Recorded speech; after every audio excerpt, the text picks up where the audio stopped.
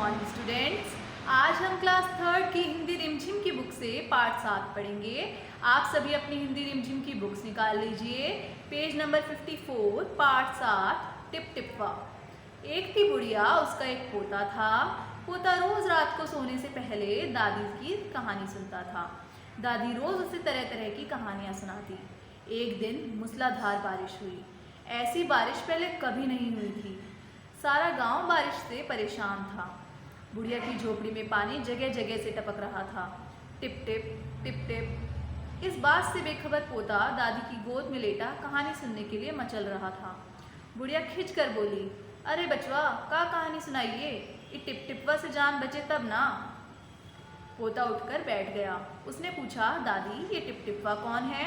Tip टिप्पा क्या शेर बाघ से भी बड़ा होता है? दादी छत से टपकते हुए पानी की तरफ देखकर बोली, हाँ बचवा, ये शेरवा के डर न बाघवा के डर, डर त डर टिप टिप्पा का डर। इसका मतलब था कि दादी ने बोला कि शेर और बाघ के भी डर से बड़ा डर टिप टिप्पा का है, यानी कि वो बारिश की टपकती हुई बूंदों का है। संयोग से मुसीबत का मारा एक बाघ बारिश से बचने के लिए झोपड़ी के पीछे आकर बैठा था। बेचारा बाघ बारिश से घबराया हुआ था। बुढ़िया की बात सुनते ही वह और डर गया। जब बाघ ने ये बात सुनी कि बुढ़िया कह रही है कि टिप टिप्पा बाघ से भी ज़्यादा खतरनाक है, तो जो बाघ था वो बारिश के डर से पहले ही डरा हुआ था, वो और ज़्यादा डरने लग गया। अब यह टिप टिप्पा कौन सी बला है? ज़रूर यह कोई बड़ा जानवर है, तभी तो बुढ़िया शेर बाघ से ज़्यादा टिप टिप्पा से डरती है। ये बात किसने सोची? बाघ ने सोची। इससे पहले कि बाहर आकर वह मुझ पर हमला करे, मुझे ही यहाँ से भाग जाना चाहिए। अब बाघ ने ये सोचा कि इनके घर में तो टिप टिप्पा है, तो कहीं वो बाहर आकर मुझ पे हमला ना कर दे और मुझे यहाँ से भाग जाना चाहिए। बाघ ने ऐसा सोचकर और झटपट वहाँ से दुम दबाकर भाग चला। उसी गांव में एक धोबी रहता था। वह भी बारिश से परेशान था। आज सुबह से उसका गधा गायब था। सारा दिन वह बारिश में भीगता रहा और जगह जगह गधे को ढूंढता रहा, लेकिन वह कहीं नहीं मिला। जो धोबी था उसका गधा भाग गया था, जिसकी वजह से वो परेशान था। उसको सुबह से वो ढूंढ रहा था, लेकिन उसको उसका गधा नहीं मिल रहा था। धोबी की पत्नी बोली, जाकर गांव के पंडित जी से क्यों नहीं पूछते, वे बड़े ज्ञानी हैं, आगे पीछे सबके हाल उन्हें खबर रहती है। धोबी की पत्नी ने बोला कि जो पंडित है वो बहुत ज्ञानी है, आगे की पीछे की सारी बातें उनको पता रहती हैं, आप उनसे जाकर पूछिए कि हमारा गधा कहाँ है। पत्नी की बात धोबी को जच गई।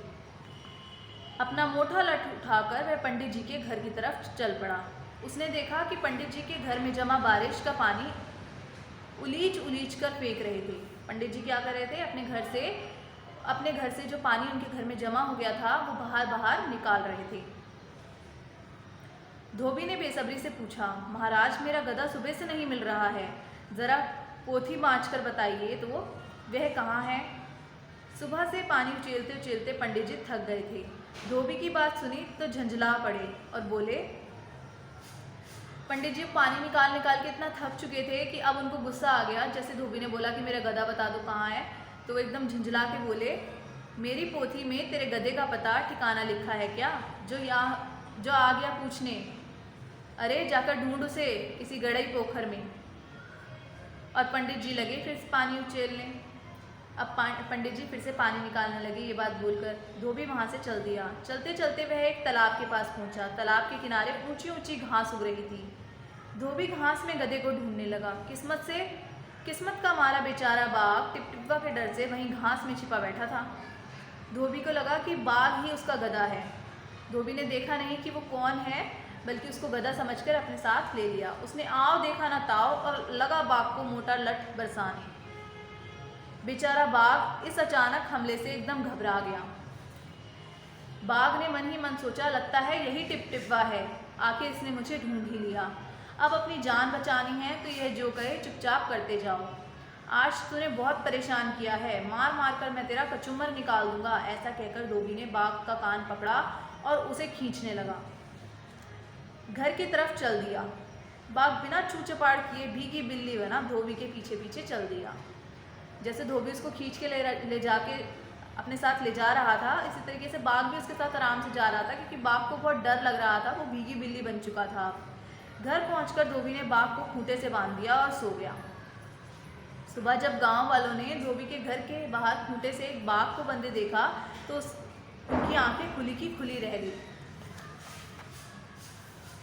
इस कहानी में हमने पढ़ा कि टिपटिप्पा बारिश को कहा जाता है और टिपटिप्पा के डर से एक बाघ धोबी के साथ उसका गधा बन के चला गया था।